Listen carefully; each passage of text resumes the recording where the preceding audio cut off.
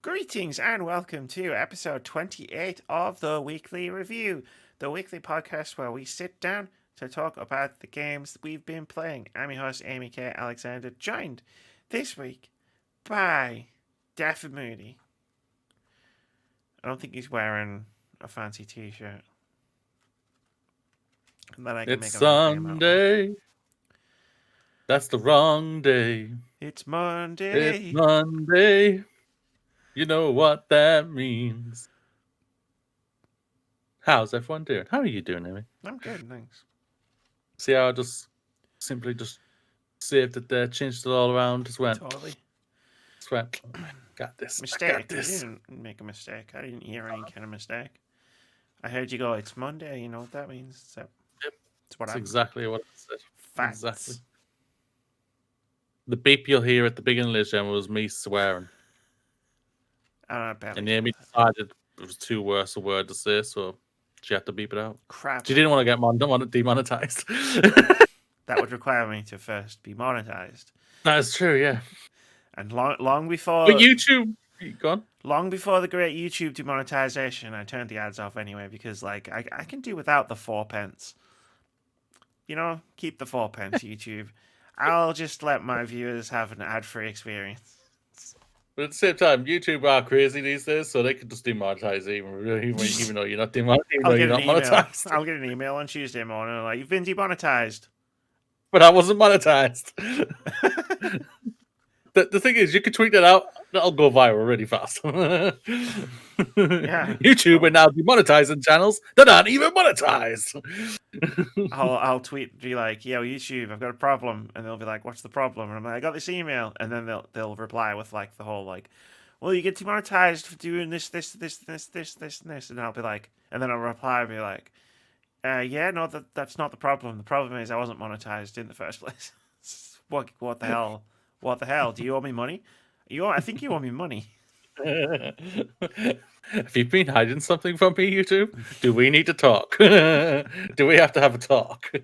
Oh, the amount of money I've made on YouTube in 5 years, or like 3 years of being monetized, or whatever it was, compared to like 6 months on Twitch. It's just like, why don't I just make the smart decision and just stream all the time? Yeah, well, I was just doing that. Nah. I said that we stream this, that we stream the podcast. Bada bing, bada boom. I'm never doing that again. Ever. That was an experience I don't want to repeat. Keith and I still don't speak of it. Is it that bad? It was horrible. Oh God. Like, just enter the subscribers only.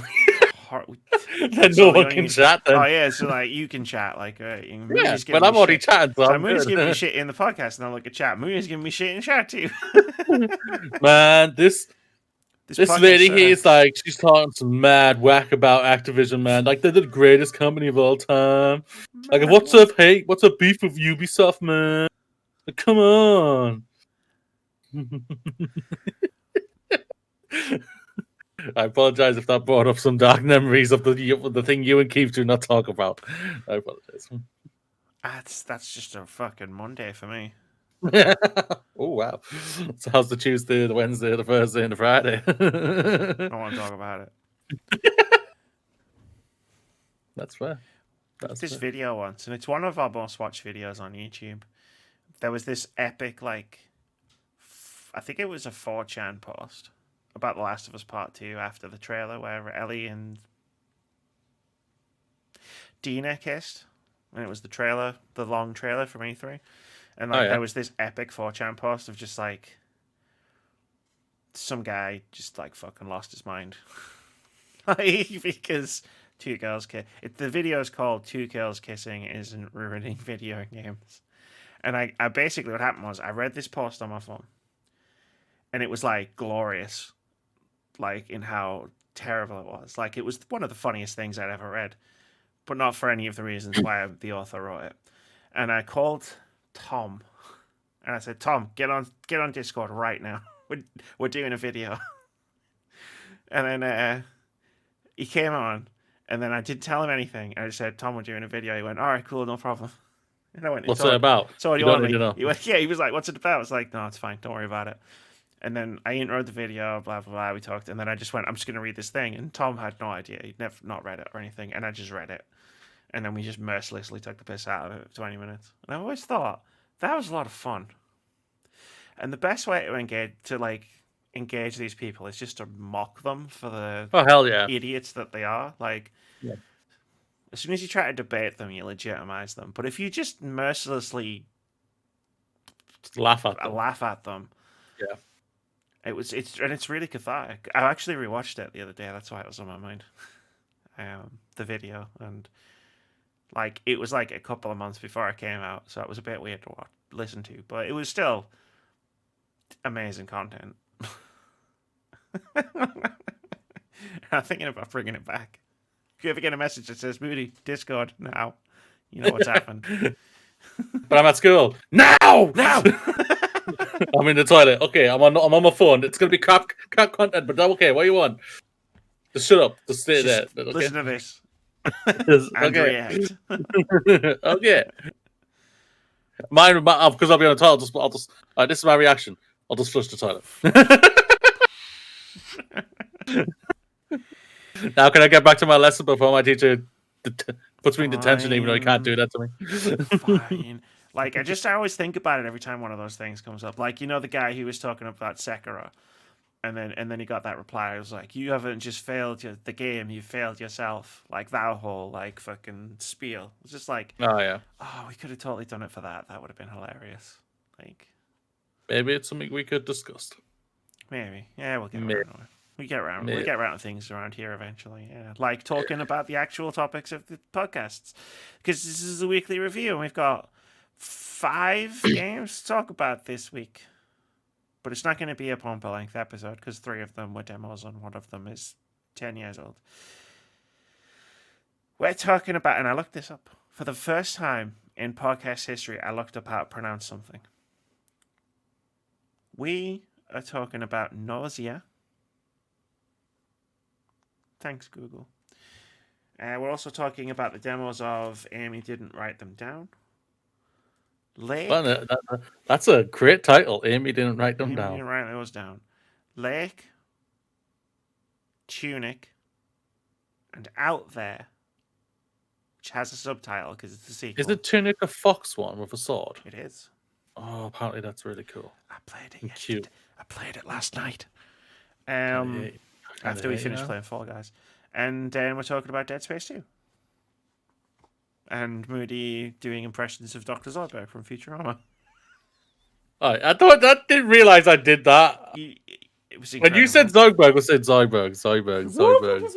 You did that exact thing at one point, and I was just like, "That's what? What? This is the content I've always needed, and I didn't realize it." Make Moody play all the scary games, but I want to stream Mass Effect. No. No one cares what you want, Moody. We'll stream scary games and only scary games. Oh God! Sit down in front of Alien Isolation. I was gonna say, oh my God, Jesus. That would be a nightmare. That would legit be a nightmare. I mean, you try to make me play it. If only Luna and Tejan hadn't have spiked the voting, you might have gotten your wish. Yeah, and they wonder why they don't have a follow for me on their Twitch channels. It wasn't even my fault. I went on Twitch, and Tejan was like, and Tay asked me in chat, and I said, yeah, there's a poll. And then Luna saw me say there's a poll, stopped the entire fucking stream. She was playing Nier Automata. She just stopped playing and was like, oh, I need to see what's in this poll. And then she was like, oh, I'm voting for Dishonored.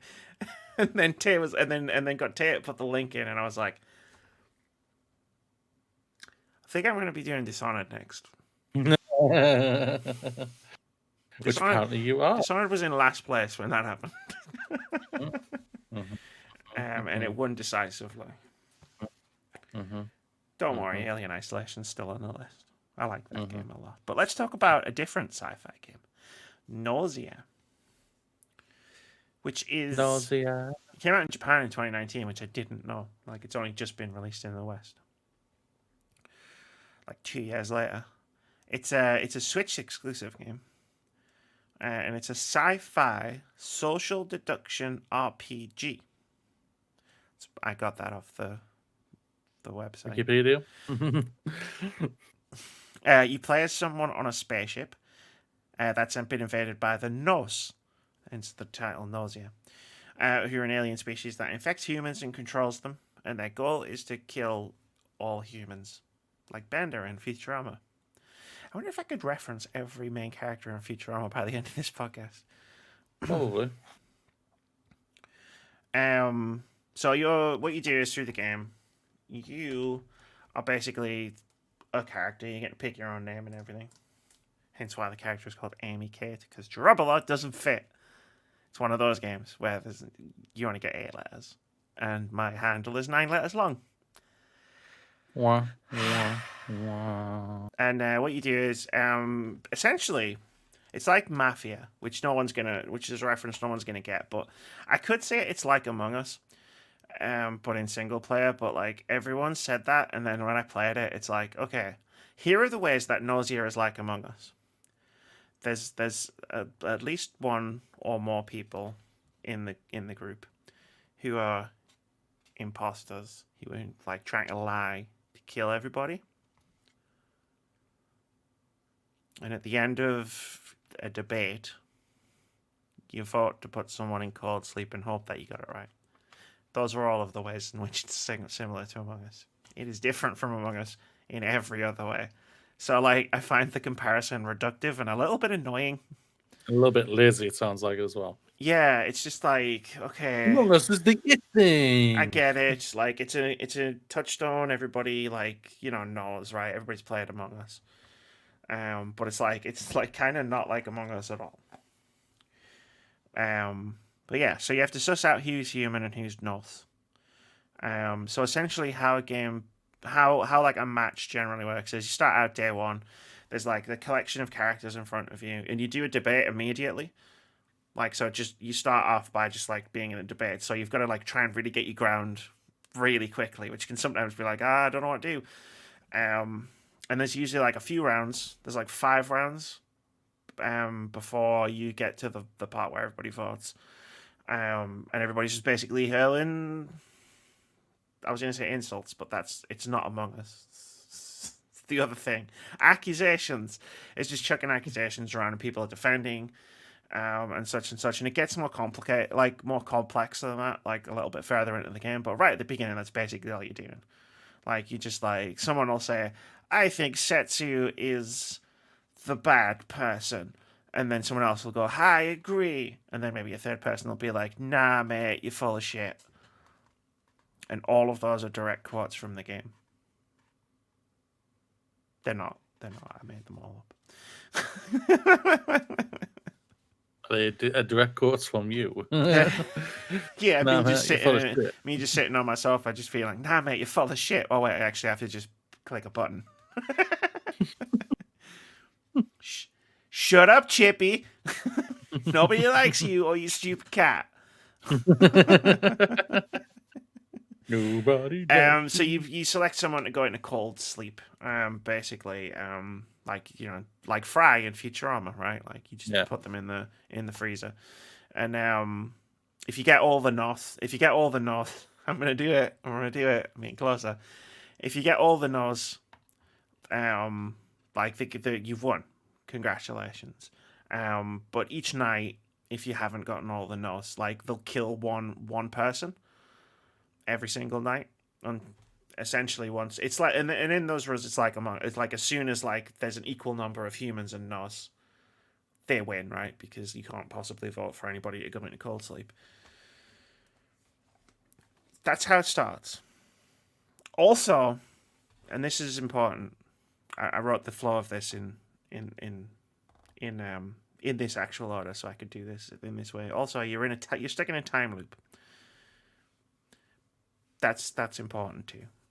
Like, so the ending of Futurama then. Like the end of Futurama. Yes, which character was stuck in a time loop? Leela. Like Leela in Futurama. Yeah. So that's like the explanation for like different matches. because basically what you're doing is you're constantly playing different matches, like one after the other in the different loops.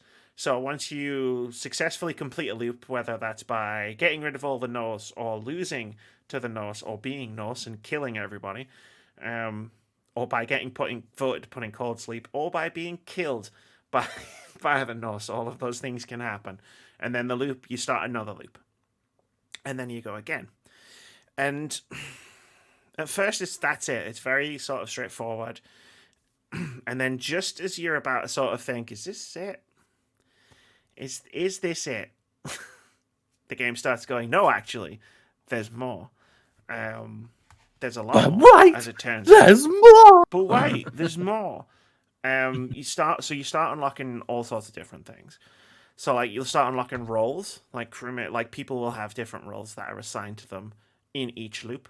And, like, you can sometimes, like, there's 15 characters altogether in the game. And sometimes they won't all be there. Like, sometimes maybe there'll only be 9 characters in this loop.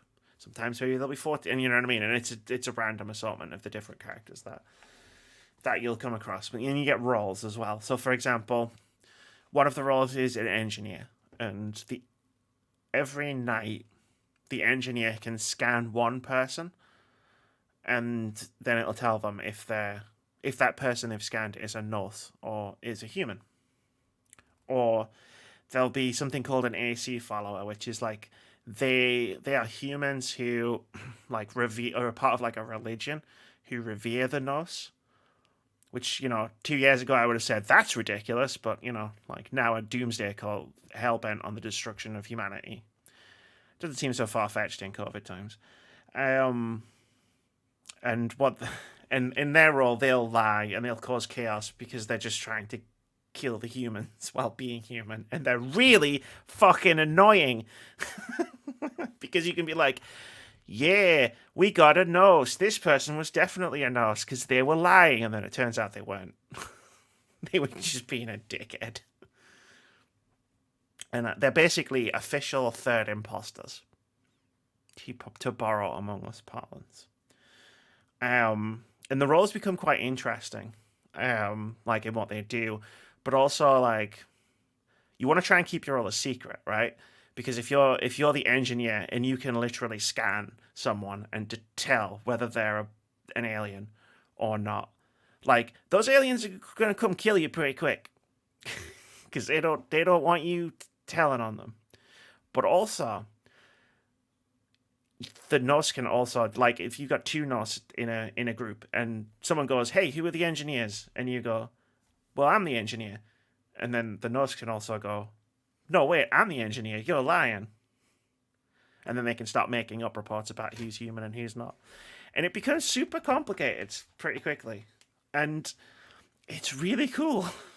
Like, it's really fascinating. Like, there was a match I had. One of the roles is a doctor who can, like, every time you put someone in cold sleep, the doctor can scan them and determine if they were human or not. So if you made a mistake or not. And I was playing one match with, like, the full roster of 15 crew members. And, like, in the first round, I was like, "Hey, doctor, speak up, because we really could use your evidence on this one, because there's a lot of people here." And 4 people were like, "Yeah, I'm the doctor." And it was like, so 3 of them are lying. Oh, shit. This just became very complicated. But what's really fascinating about the game is you're not necessarily playing to win every loop, if that makes sense. Like, so the idea that the aim of the game, if you want to get really like 1990s game review about it, the aim of the game is there's an overarching story. Like, the biggest question being, why the fuck am I stuck in a time loop? Obviously. But there's like storylines that go on that you're trying to sort of figure stuff out, right? And then in between that, you're also trying to learn as much as you can about all of the different characters. Like, you can go into each of their bios and they all have information about them. Like, it's an RPG, so you have stats, but they also have stats, and I'll get back to stats later. And then there's also like information about them, their personalities, their histories, and you're trying to unlock that. And the way you do that is by playing games with certain conditions. I don't want to get into some of them can be really complicated, but let's say for example, one of the conditions is Gina has to be a human and Gina has to survive to the end. And then if that happens, boom, you'll get a scene at the end of that loop, and you'll learn something about Gina. And there's all sorts of different things that go into unlocking all of these different scenes. So losing isn't necessarily the worst thing in the world. Yeah. Because you're not necessarily trying to win every single time. You're just trying to unlock new events or new scenes or figure out the next part of the story. And it's cool. It's fun. It's fun, Moody. Remember when video games used to be about fun? What? Games are meant to be fun? Wait, games are meant to be fun. What? Okay, so simple enough. What's not working for you then? I knew you were going to say that. You sound like you're enjoying it, but I fucking love it. But what's not working for you? Hold on. Let me just. So I was up to here. Let's use the Sherlock notes. I was up to here, and then I got to skip to. But you got more? Oh, I've always got more. You know me. Yeah. I didn't actually write it down. Lol. So what you're doing is you actually asked that question at the perfect time, to be fair. So when you start out, you get to about loop 11 before anything really interesting starts happening. The first 10 loops are basically just figuring out the game and how it works. Then once you get to loop 11, you start getting into sort of the overarching story. One of the other characters called Setsu is also time looping. And your time looping, it gets really wibbly wobbly, timey wimey. It gets really complicated, but in a way that's easy to figure out. Like the Matrix is really complicated, but also really easy to figure out. I think the Matrix is still trying to figure itself out. So, I mean, I don't. There's only one Matrix film, so. What about Reloaded and Revelations? Yeah. Revolutions. Reloaded, the second one was okay, I guess. CGI is very dated. It is, but the action scenes are really cool. So. Especially with the CGI. They're good though. It's good. Who cares about dated CGI? But and then once you get from loop 11, you get on this really good pacing of just things keep happening constantly. Pretty much every loop. Unless you fuck up and get put in cold sleep or die. Things keep happening pretty much in every loop. And then once you realize you're looking for specific events, but you don't know how to find them, you've got to figure that out for yourself. And then for a while, because you don't have any of them, you just bump into them by accident all the time, right? But then it starts the pacing can start to suffer a bit when it's I don't you're grabbing the switch and just being what do you want from me? All right, so sometimes you can get lost in stuck in terms of progression, because the progression is tied around things that you don't know. You don't know what you're doing.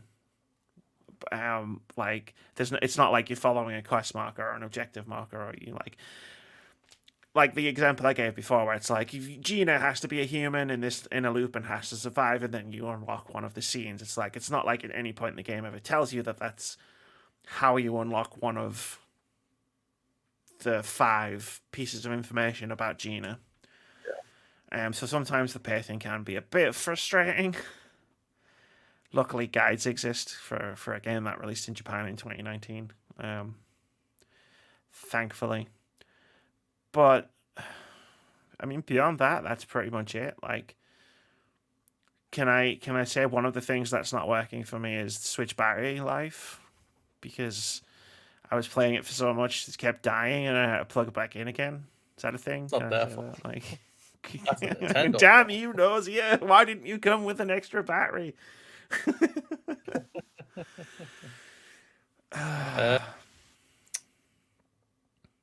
You enjoying the game, but there are problems with it, I think. A problem with it. What's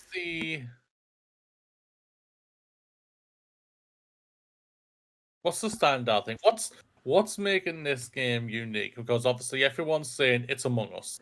It's not. So what is it to you that's making it sound like it's not Among Us, even though a lot of people calling it Among Us? I mean, time loops that like roles for different characters. It's single player, and it has a story. The story isn't just Amy winds Moody up so much he gets really really angry for like weeks on end. Like the standout thing for me, is probably the next thing I want to talk about anyway, which is the characters, which they kind of have to be because it's a social deduction game, but there's no actual other humans, which means it like everything, like the game working or not working, rests solely on how you feel about the characters. And like, Yeah, if you don't like the characters, you're never going to play the game. if you don't like the characters, you're not going to get on with the game because all you are doing, it's basically a cross between an RPG and a visual novel. Yeah.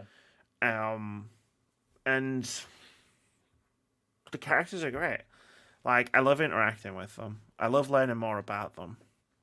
When you do actually learn more about them. Like, the game pulls a trick as well. The game pulls some really cool tricks as well. So like I said, there's about 15 characters in total on the ship. Like, you're not always interacting with all of them on every single loop. But you start getting to know them. Because, like, a critical thing about playing Among Us, and I'm just going to use that one as a touchstone. There's other games like that are more like this, like Werewolves Within, like Mafia, not the the mobster game, video game, but the actual like game, Mafia. Where it's like we play Among Us so much, we know each other. Like there are moments where we can figure out Moody's lying right now, and I can tell he's lying. For example, Moody's just chased me across the entire spaceship. But like, you start to get to know these characters, and when you're doing the debates, you'll have seen a bunch of them flashing up on the screen if you're watching this on YouTube. Like a lot of the dialogue is repeated. It's not a big deal because essentially when you break it down, like all you're trying to do is figure out who. Like if I say I think Shigemichi is fucking sus as fuck, right? Like I can just I'm selecting between whether I want to doubt or cover. That's it. And all I'm trying to figure out is who's covering for Shigemichi or who's doubting him, right? Trying to figure out, like, am I going to be able to get people to vote for this guy? Or am I going to have to try and get people to vote for another guy? Am I the person who's about to get voted? Like, oh no, everybody says for me. Why? No, I'm innocent. But me, not me.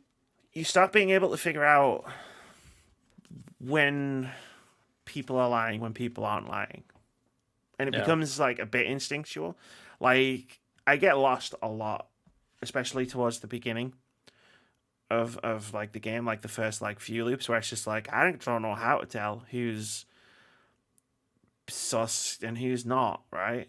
But like there are moments now where I'm playing where I can be like, hang on, I think you're an alien. Because you are it. Yeah, like you can start figuring out like one of the characters, like because you've got RPG stats that dictate charisma, for example, will be how well you get your point across. The higher the charisma stat, the more likely the other characters are to follow your lead. If you say that person, for example, or stealth, which will let you lay low easier in conversations, which can help for both whether you're an alien or if you're a human. And all of the other characters have these stats, but they have like not a balance of them. They'll have like one high stat and like some low stats. So, for example, Gina is really intuitive, so she can generally like tell when someone's lying, but she's not very charismatic. So when she says no, I don't trust you, other people are like, but should we really listen to Gina? Yeah. Whereas I'm like, yeah, you should, because she's pretty spot on. But then, like, there was one loop where like, Gina was saying, like, this person I think is an alien. And a bunch of people were like, nah, well, actually, yeah, I think you've got a good point there. And I was like, are these people all working together? Is Gina one of them? Gina was one of them. Amy figured it out. Amy beat the AI. But, like, there's all sorts of stuff that goes into it. Like, characters will remember who has grudges against other people. Like, if one character is constantly calling out another character, and then that first character dies the next night, another character will legitimately just bring up, well, SQ just got killed, and you had a beef with SQ, so what gives? And, like, it becomes this really cool, like, investigative thing almost. Like, it's very fast paced, it's very snappy, it's not in depth very much at all, but, like, it can be quite compelling just to try and solve the mystery of one specific loop. Or get really mad when you know who all of the aliens are, but nobody's listening to you. And then they cold sleep you. And then you get put in cold sleep, and then it pulls every loop at the end with whatever happens. It puts the results screen up so you can see who had what roles. And it's frustrating to no end when you think you've got a round in the bag, and then you get voted out. And then it comes up and you were right the entire time. And it's just like, motherfuckers, I'm going to kill all of you. Sounds like something Zoidberg would say. Does. Whoop, whoop, whoop, whoop, whoop. So eventually, like, as you're going through the game, you unlock the ability to basically make custom matches, essentially. And so you can set what roles are in what matches. You can pick what role you have in a match.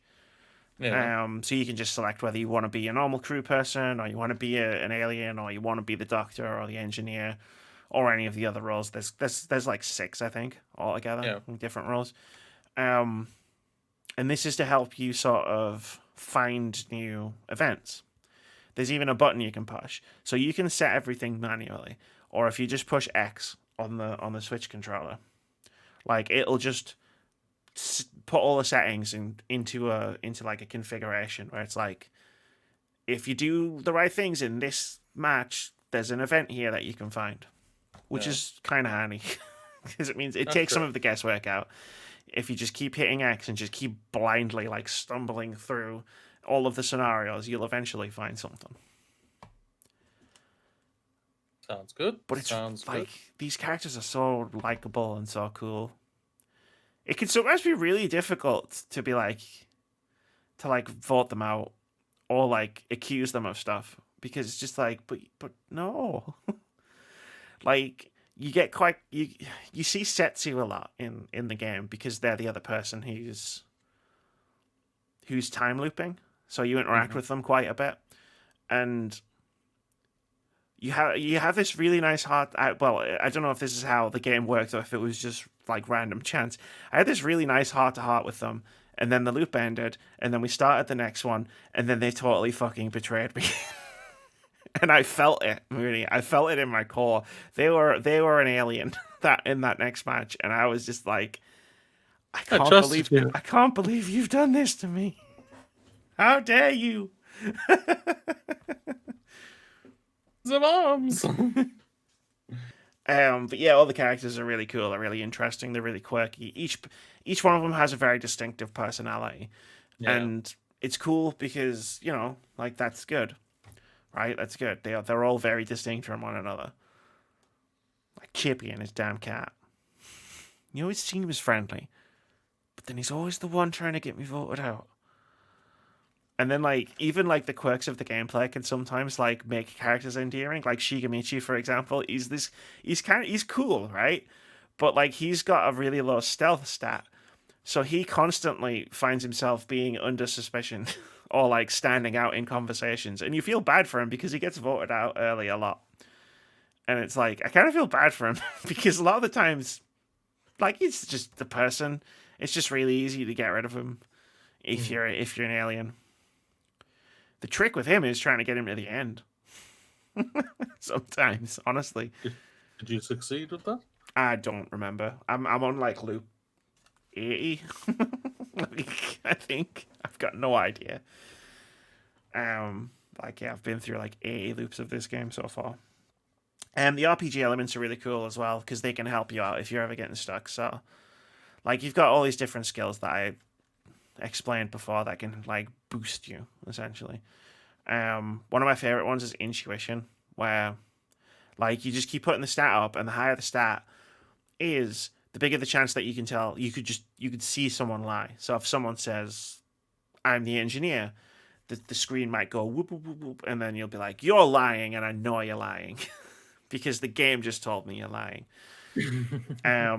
But like each of the skills, so like when you do events, unlock events with characters, sometimes they'll give you skills, abilities that you can use, which are tied to the skills. So, for example, intuition has one called "Say You're Human," where you can literally prompt characters to say, "I'm human," which is really handy if you've got a high intuition, because if there's someone says, "I'm human," and they're lying, there's a chance you might actually just see that they're lying.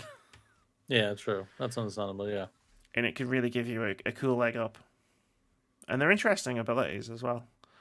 Some of them, like you can do all sorts with it. Like you can, there's a one on a different skill where you can definitively like sort of say this person is okay or this person isn't. And if you're right and it works, it's great. It can backfire spectacularly, obviously, if you're wrong. That's true. And you can use it for evil if you're an alien. Very good, very good. Which is always fun. Sometimes it's fun to just let loose. But then you've got to like kill them and it's just like, I'm sorry. I don't want to do this. But you're suspicious of me. But you don't actually get this. They just blink out. You just select the thing off a menu and then it goes boop and it's done. You don't actually have to watch yourself kill anyone, thankfully. Yeah. There's also some cool representation in the game. There's a couple of non-binary characters. And you can be non-binary yourself. It's an option at the very beginning. Very good, very good. Representation is important, ladies and gentlemen. Always remember that. I am a fan of that. It's pretty cool. Very good. Yeah, it sounds interesting. I won't lie. Switch exclusive. I don't know if there's any plans to bring it to like PC or other platforms, but like if I highly recommend picking it up. I think it was like 20 quid on the eShop. And you definitely get your, like, if you're one of those people that's like, ooh, well, games have to be long, you'll definitely get your money's worth out of it. Looping through this game over and over again, trying to find the ending. Very good, very good. And it's not very much like Among Us. I hope I've made that clear at this point. I won't lie, I don't think you really did, because it came across very Among Us at the same time, so I think it's very mixed. For me, I would say. Going off, it still came across very Among Us. It's just with the time loops and everything, it's completely different. But and the fact that you don't run around the corridors trying to kill people and stuff. Like, you don't... Killing people's the easy part in this game, really. Like, you don't have to worry about it. The game takes care of it for you. That's true. It's the lying to everybody that you have to worry about. Yeah, that's the easy part. Not in this game. They can turn on you like that. I had one fucking match, and it's an event, and I haven't completed it, and I've tried it like 3 fucking times, where it's like, I'm in Gnosia, I'm in like one of the aliens, and I'm with SQ and another character, and then like SQ will like in the first night be like, hey, you should totally kill this person, so you do it because you think, hey, this is an event, cool, and then you do it, and then she's like, that was awesome, you totally did that because I said so, and then you go through another day, and then if you both survive, you get to the next night, and then she's like, you should kill this person, and then you do that, and then like every time I get to the third day, she just throws me directly under the bus without any prompting, and I can't get to the end of it because I'm like, what are you doing? We're on the same side. Damn it, woman. Stop. Stop it. Very good. It'd be like me and you being imposters, and then me going, Moody's definitely sus. Like, you'd just be like, what the fuck are you doing, Amy? So I got 3 demos. These will be fairly quick because they're just demos. The first one is for a game called Lake, which you might remember was revealed at one of the many Summer of Gaming shows last year. It's a game where, let me just pop the gameplay up for our YouTube listeners. Yeah, that's totally right. Yep. Words mean things. So it's a game where you play as a woman who has a high-powered job at some software company that's constantly like stressful and whatnot, and she goes back to her hometown, to deliver mail temporarily. She's doing a favor for her dad, who's the mailman in this town, and that's the game. That's it. Cool. Next game. Took me like 10 minutes to explain Gnosia. Like 2 seconds to explain like you you do it through days. I played like the first 2 days of the game. Like there was more in the demo, but like I capped myself off. I always cap myself off at demos with an hour. Like I don't want to play too much of a game before it comes out. Demo I think should cap itself out. Oh, sorry. That's all right. To be honest, I think an hour is too long for a demo. Like that's what I was gonna say. I think an hour is probably the allowed length, but probably still too long at the same time. It was like once the third day started, and I was like, I'm still in control of this game. Shit. I was like, I don't want to see anymore. I want because I'm looking forward to this game, and I'm gonna play it when it comes out. And because if it's going that fast, it kind of tells me how long is this game actually.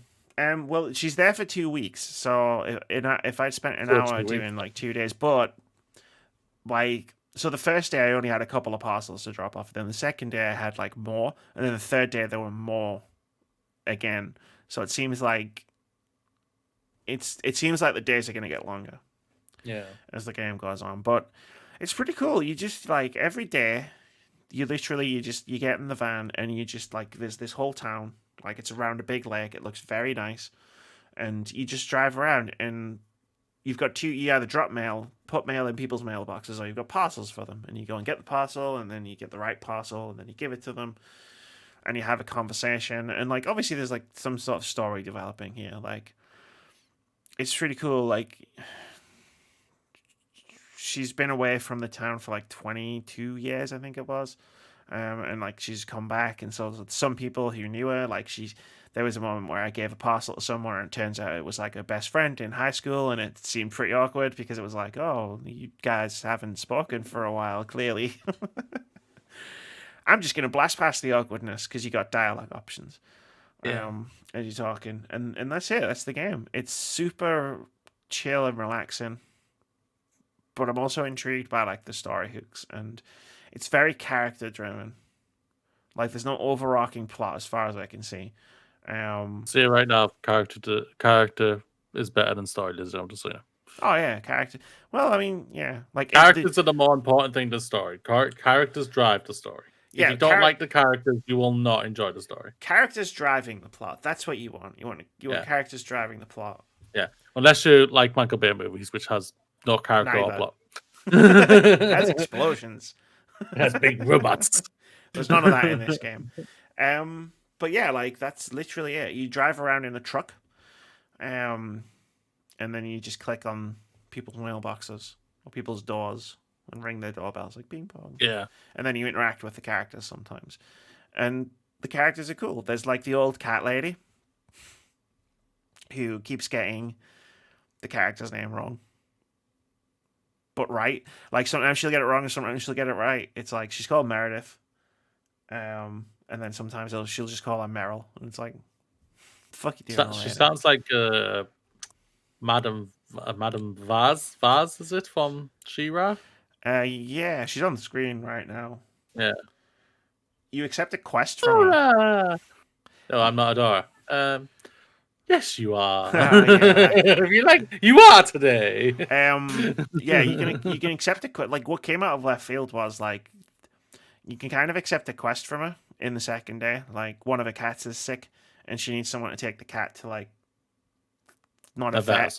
It's not a vet because it's one of those small towns. It's someone who knows about animals. He like runs the bait shop, I think it was. So you can take that on as like an extra thing. So I guess there's stuff like that in the game as well, which I wasn't expecting. Sounds like it's gonna be like a nice chill little game now. It is. Yeah. Like sounds really kind of. What's it called again? It's called Lake. I'm pretty sure I saw a trailer for it. I think we both saw a trailer for it, and I think we both even commented on it last year. But obviously, like we saw like 300 game trailers in like the space of 2 months. Yeah. So. Oh yes, I see this. Yes. It's cool. Like I enjoyed interacting. Like the characters all have like pretty like distinct personalities that you interact with. I'm sure you'll be visiting places again, like to drop off more packages. Like you go to the video rental store because it's set in the 90s, and Like you talk to the woman behind the counter, and they're gonna kiss later on, I think. But also, she gives you a movie to watch, and then you can actually watch it. So, like, every night, you'll get a phone call. From what I can see, on the 2 nights that I've played, but I'm guessing it's every night. Every night you get a phone call from somebody, you do a phone call, and then you decide what to do with your time. So, like, the options on the first night were stay in and read a book or stay in and watch TV. And then the options on the second night, because it was those two, but it was also you stay in and watch this movie. I can't remember which movie it was, but, like, The Postman Knocks Twice, because she was being clever. Sounds like something I would do. Be trying to be clever. And so I'm guessing there'll be other options as well. And I'm guessing staying in won't be the only other option, because, like, in all 3 of those options to pick, stay in was specifically highlighted as part of that sentence. So I'm assuming at some point you can go out later on in the game. But it's cool. It's a demo.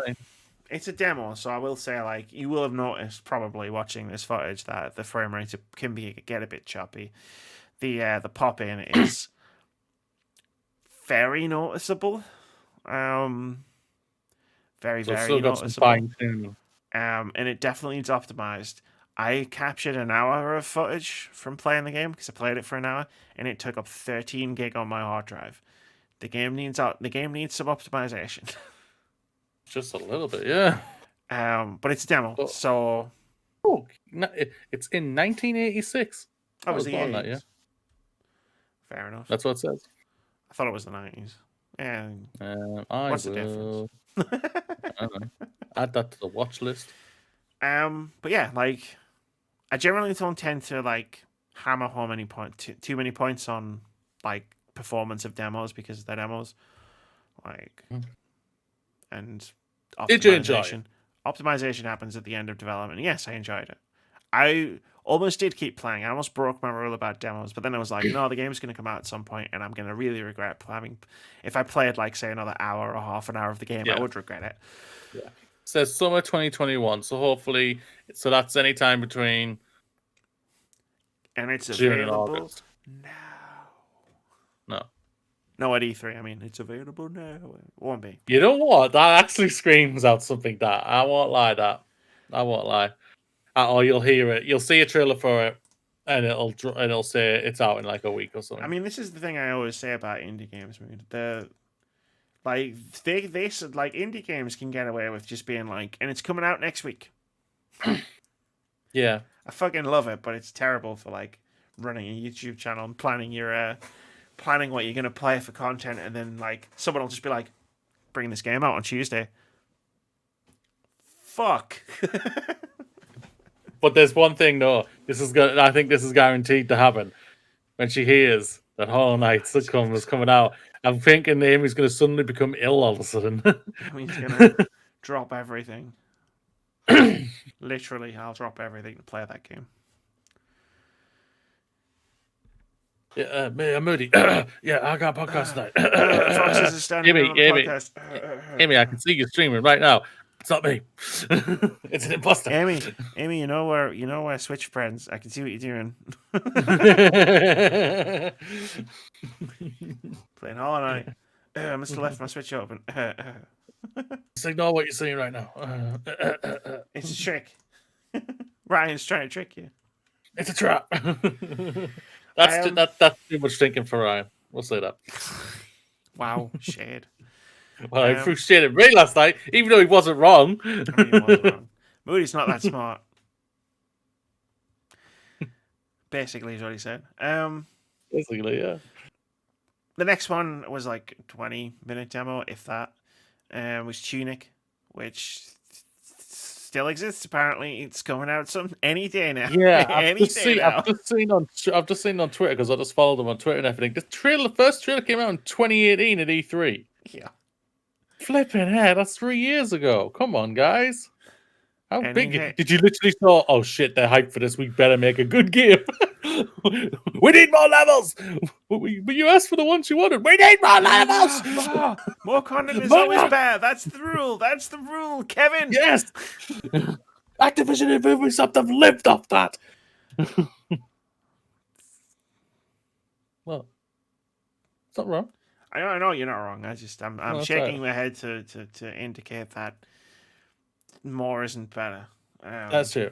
But the big question right here, right now, Amy, is this as good as it looks? Because this looks adorably good. Oh, it's 20 minutes. But what I can tell you is... Did you enjoy what you played of the 20 minutes? Is that better? If you like... So this is like classic Legend of Zelda type gameplay. Like, I'm talking old school Zelda. You know, you fucking Twilight Princesses or you Breath of the Wilds. I'm talking before they had subtitles. But yeah, no, it was pretty enjoyable. Like, it was very familiar to me as someone who's like a savant. No, that's not the right word. A connoisseur of classic Zelda games. Would you say it's kind of like Link's Awakening? Yeah, it's a bit like Link's Awakening. Yeah, because I really enjoyed that game when I came out. In terms of like the gameplay and stuff, like you're wandering around, you've no idea where you are, like what's going on. The game doesn't tutorialize you in any way. In fact, at one point I found like a postcard, I think, with the control on it. But the thing about Tunic is everything's in this weird language that I can't understand, including the postcard. So I could see, and I actually really liked it. I thought it was a really funny touch. I could see like the controller map, and there were things pointing at all of the buttons, but I didn't know what any of it said. And I was like, it's easy enough to figure out for yourself. That's really funny. I really think that's really cool. So it's like, you move around, you dodge, you lock on by holding a trigger to like enemies, dodge around them, hit them with sword. You get a bunch of items, and again, it's not clear what the items do. Like, you pick up a red potion, and you think that's a health potion, and it is a health potion. But like, I gotta think later on, you'll be picking up different colored potions, and like, what does this one do? Oh, that was poison. Shit, I'm dead. You have and you assign 3 of them to the face buttons, like you would on a Zelda game. And you can just switch between all of them. Like, you don't even have to technically have a weapon equipped, I guess, if you don't want. You should, because things will try and kill you. It's like I played through a bit of it, explored a little bit. There's lots of paths I can see where it's like, I can't get to that treasure chest right now, but I'll be able to later in the full game. And then you get to the end, and there's a boss fight, and the boss killed me. And then the game was like, haha, game over, buy wishlist Tunic now. And I was like, what, I don't get another shot? And then it was like, nah, I have to start a new game. And I was like, I'm not doing that. So I draw the line. I'm assuming you don't have to start or if you die in the full game.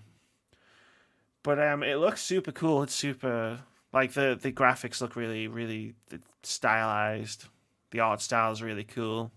The music's quite relaxing until you fight a boss, obviously. Something like that.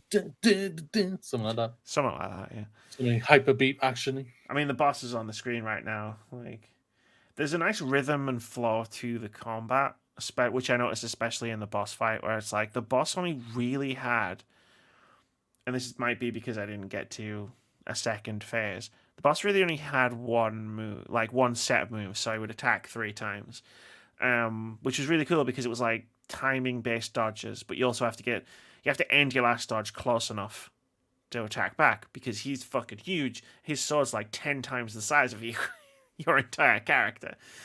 But it was really fun to play, and I would like to play more. So hopefully they do actually release it this year.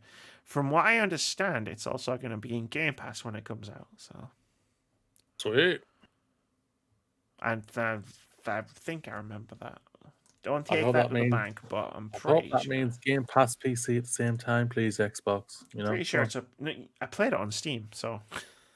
I know that, but if it's on Game Pass PC, I don't have to buy it then, do I? Yeah, but it's going to be on PC, right? So. Well, it's on PC. I've got it saved on my wish list. It was an Xbox reveal. So. I'm sure it was. I'm sure it's coming to Game Pass. I also want to say I am joking, ladies and gentlemen. I will buy this game. I want to support the developer. But if it's on Game Pass, it's on. They've already broke even if it's on Game Pass. Yeah, they've already broke even. It's true. The last one I want to talk about a demo. I need to find the full title of it. Hold on. Because it's called Out There. And there was that was the original game. That came out in 2014. Out There, Oceans of Time. Which is... It's like a survival, strategy, exploration, sort of space exploration game. Because it's a demo, it didn't have a tutorial. And that, this isn't the kind of game you should try and play without learning what everything does. I'm just going to say that. It took me some time to be like, to figure out what the fuck I was doing. Yeah. Which hampered the experience a little bit. But essentially, you I don't know the story. I don't know what the setup is to this game. But you have spaceship.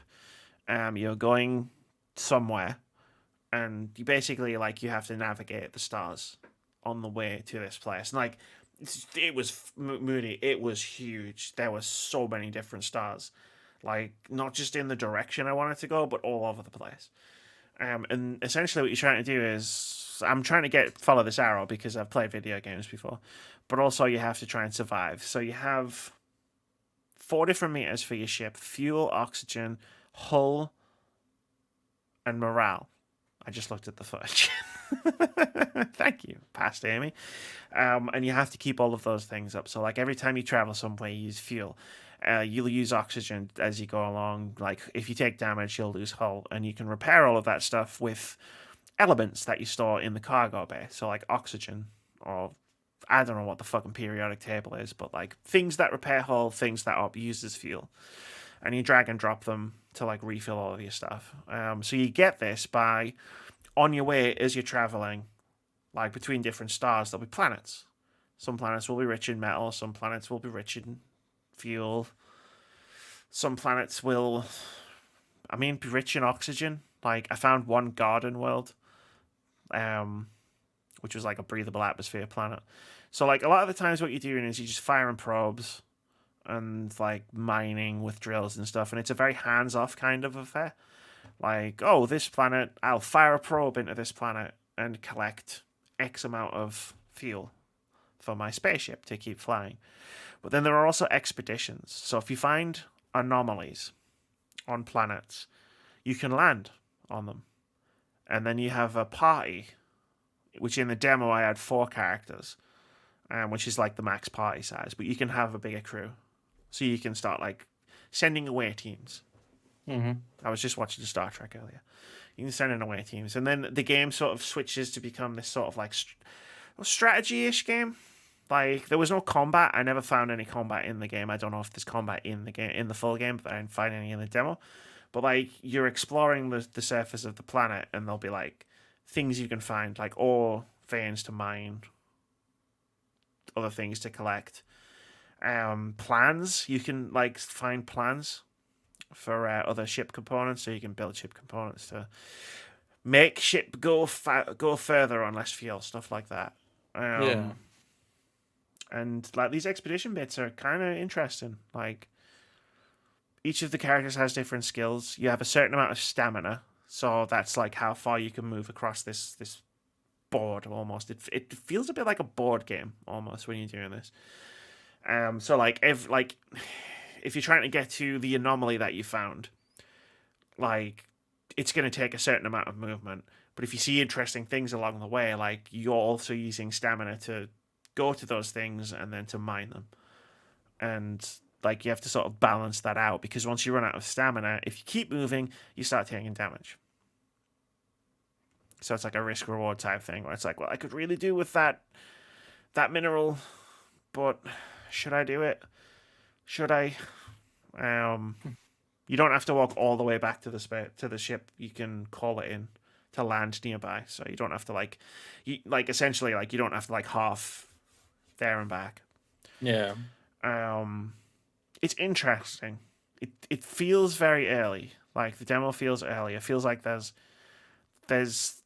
bits missing almost from the game. There was no tutorial. I didn't see any sort of intro cutscene. I know there's a story to it because from looking it up on Steam and seeing even just the screenshots, there's like interactions and diplomacy and all this other stuff that I didn't find another living soul in this game, so I can't tell you anything about dialogue choices or interactions or any kind of story. I don't know if the demo ended or if I just died. Like my characters were hurt, but none of them were near death. And then it just went game over, and I was like, oh well, I guess I'm done. Like shit. I don't know why that suddenly happened. I'm wondering if I was on a time limit that I didn't know about. But it's interesting. Like it's got my interest, so I'll keep an eye out on it. Yeah, but I'm not like overly hyped for it after playing the demo, if that makes sense. There's promise. So out of the 3 demos, what order would you put them in? Best 1, 2, and 3. Number 1 being the best. Well, ready. I ordered the order that I talked about these demos in a specific order. Mm-hmm. So Lake would be number 1, Tunic would be number 2, and then Out There would be number 3. And I enjoyed all 3 of them. Like this isn't a good, not so good, terrible. This is all 3 of them are good. Yeah. Lake is the one I'm most excited for. Was the one I was most excited for going in. It's also the one I'm most excited for coming out. That might be because Lake was the bigger demo, by far. I played a lot more of Lake than I played more of Lake than I played of Tunic and Out There combined. But also like I just love the vibe of that game, and I like the idea behind it. And also, it's sometimes it's just fun to play a game where violence isn't the answer. Yeah. That is true. But Tunic was really good. I'm really looking forward to that. Out There, I'm interested. I'll keep an eye on it for sure. Very good. And that's my answer. Fabulous. There's millions of demos out for Ludonarracon on Steam. I don't know how long it lasts. I do actually. I'm looking at it. It lasts. Yep. Don't worry about it. I was going to be like, hey, there's all these other cool demos, and I was like, it's over. It's over by the time this podcast comes out. Because I played some of the demos that are up before, like She Dreams Elsewhere. I played a demo for, and that's great. That's so good. That's one of my most anticipating games of the year. And there was another demo that was on there that I played before that I was going to mention as being really good.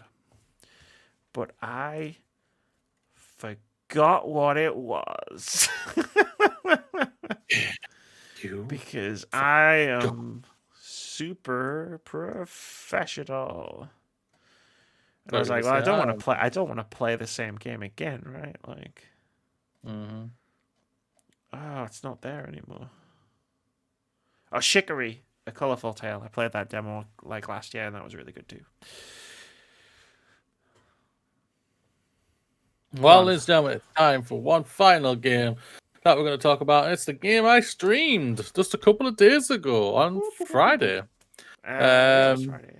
Yes, Dead Space 2. Now, with a caveat, I've already played Dead Space 2. I'm just replaying it again because, I played 1, really had a lot of fun with 1. 1's still one of the best horror games out there. 2 is, I'll say right now, it is better than 1. I won't deny that.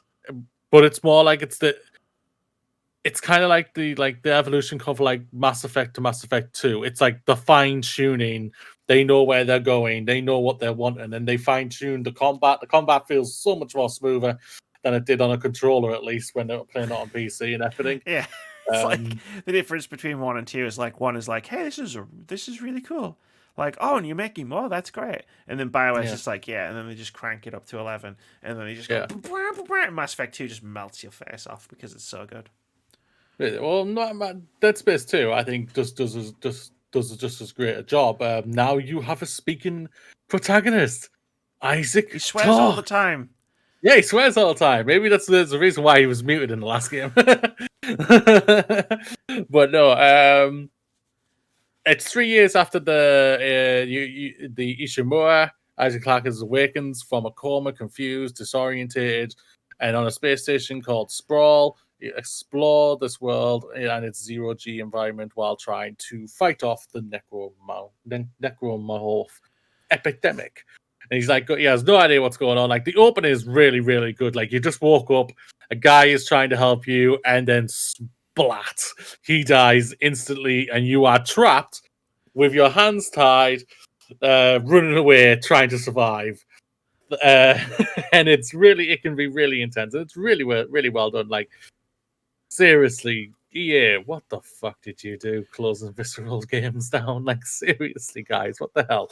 But either way, this is fabulous. It is an amazing game. The visuals still great to this day. It still looks beautiful to this day, I thought.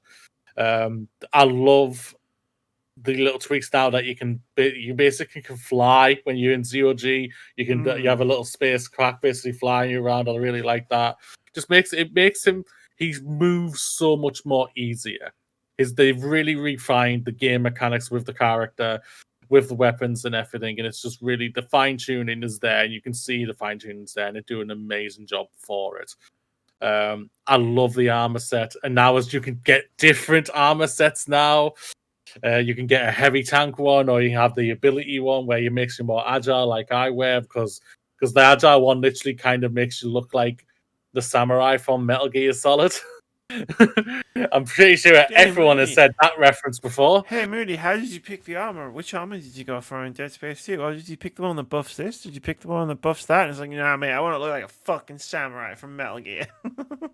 Well, it makes you more agile, so I thought, and I feel like it. Is that why you picked it? Yeah, of course.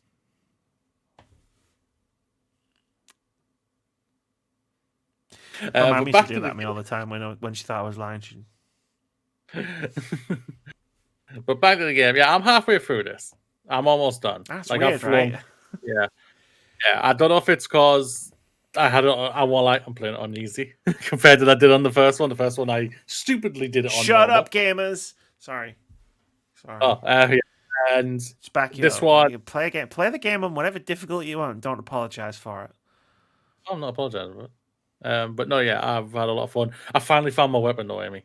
I should have got the Ripper straight away, and even in the first game, the Ripper, it's the saw, and it defends, and you can offense it at the same time. It's brilliant. It's sexy. I should have had that bloody gun right off the beginning, because I might have survived the first game and everything like that. But no, yeah, I'm looking forward to getting further into this game and finishing it. So, I've got work I've got a lot of work to catch up on college, but maybe we can get another stream in next week. Cool. If not, it'll be sometime there. It'll be sometime when between I can. Now and the deep death of the universe. I intend to get this done before Mass Effect Trilogy comes out, ladies and gentlemen. I'll say that. I'll have this done, okay? I'll have this done before Resident Evil 8 comes out, because there's 8 comes out, so that's good. That's good. So this week and next week. Yeah, next 2 weeks. Between now and the next 2 weeks, because that's when whatever. I don't give a shit. Do whatever you want. Yeah. But a shout out on Resi. I know, like, me and Amy know the spoilers and everything like that, but apparently games are out there. And yeah, no, but like people who aren't content creators or reviewers or anything like that have the game. This happens all the time. Yeah, it happened with Resident Evil 7 and everything like that. So I'm just like, just be careful if you don't know about it. I know that's different content and everything like that, but just let you know. Be wary. Keep your eyes. Yeah, I mean, yeah. Just meet Resident Evil on Twitter for a couple of weeks. You don't need to see the marketing if you're already buying the game. That's true. You don't need to look for it online, because that is stupid. Unless you're us and you just went, we're probably going to see this either way. Let's just look it up. Well, for me, I just don't care about that was me. I was like, I'm probably going to end up getting spoiled one way or the other. I might as well just do it to myself on purpose. Mm-hmm. The joys of being a gaming YouTuber. Nothing is sacred. Right there. That's it. That's it. That's it. Yep, we're done and dusted. The Sherlock Notebook goes away for another week. Yep. Let's start playing Dear Replicant anyway. I have it. I know it's here somewhere because I had to move it because it was here in a Boomerang folder with my address, and I was like, "Oh shit, move this! I'm gonna dox myself." Yeah, I have it. It's downstairs. I just haven't got. I have not played it yet. Yeah, no. Same as this is it, Moody. This is the beginning. Every Friday, a new game's coming out for like the next fair few weeks now. It's like, man, this is how it begins. And we've still got It Takes Two and Monster Hunter Rise. But we've already said like Monster Hunter Rise is our go-to game Monster right Hunter now. Rise, and I said this right off the bat. It's a game I'm going to go back to and then stop playing when stuff happens, and then go back to it and then come off, and then go back to it and then come off. And it's like there's no way I'm getting there's no way I'm going to be able to keep it up constantly, unless we just change the entire channel. Words about Monster Hunter. And it just becomes a Monster Hunter channel. The Wag Hunter. Stop with wag. Stop it. Tom tried to pull that shit as well. And I was like, no, I'm not having it. Come on, the Waggers. Let's do this. When the podcast used to be called the Gamescast, and it was like, when we changed the name to the Words About Gamescast, he was like, Words About Wagcast. And I was like, and luckily it wasn't just me in this conversation. Somebody else was in this conversation, and he said Wagcast, and I was like, no, that's fucking terrible. And he went, don't do it again. And he went, but it's like he literally said, what did he say? It flows better as a word than Gamescast, and I was like, you're trying to tell me that Wagcast flows off the tongue better than Gamescast? Wagcast sounds something a little bit more erotic. I won't lie. And then the other person in the chat was like, nah, mate. Like, he just basically was like, that sounds ridiculous. I was like, thank you. Words About Games is already not a great name. Like, the acronym is worse. All right, that's fine. I will disdain from using it. I'll say it again for you. Nah, you can say it. It's just, I'm not going to name anything. Wag this or Waggers Unite! Shut up, you wagger. I'm proud of it.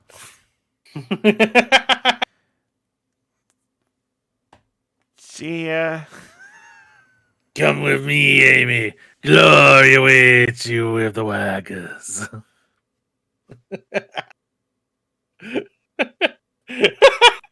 You're never going to see that scene properly again, are you? When you rewatch Deep Space Nine, you're going to, oh, you son of a bitch, Moody.